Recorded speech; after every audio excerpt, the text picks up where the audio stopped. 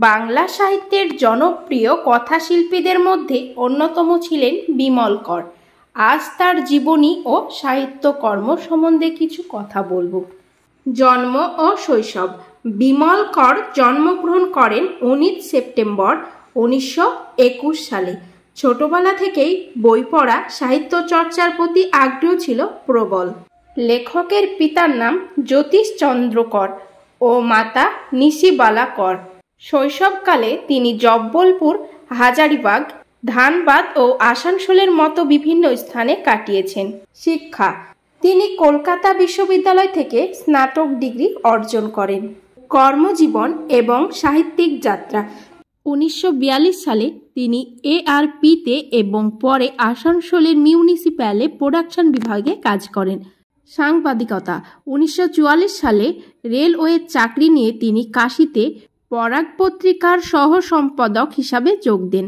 পরবর্তীতে পশ্চিমবঙ্গ ও সত্যযুগ পত্রিকায় sub editor হিসাবে কাজ করেন।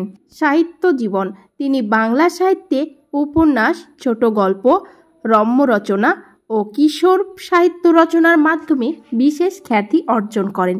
তার লেখার ভঙ্গি ছিল সহজ, সাবলীল কিন্তু ভীষণ আকর্ষণীয়। তার সাহিত্যিক জীবন শুরু হয় ছোট গল্প দিয়ে। তার প্রথম প্রকাশিত ছোট গল্প ছিল বরফ সাহেবের মেয়ে।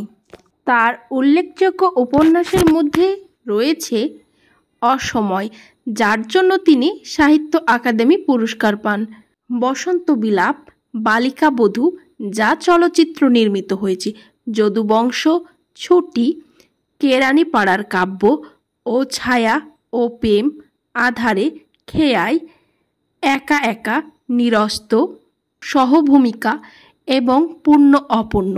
তার অনেক কিশোর উপন্যাসও প্রকাশিত হয়েছে, যেমন কিকিরা সমগ্র। পুরস্কার ও স্বীকৃতি: বাংলা সাহিত্যে অসামান্য অবদানের জন্য তিনি একাধিক পুরস্কার পান। 1975 সালে আনন্দ পুরস্কার তার অন্যতম বড় স্বীকৃতি।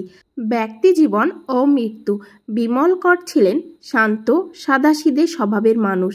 তিনি মৃত্যুবরণ করেন 26 আগস্ট 2003 সালে, কিন্তু রেখে গেছেন এক সমৃদ্ধ সাহিত্য ভাণ্ডার।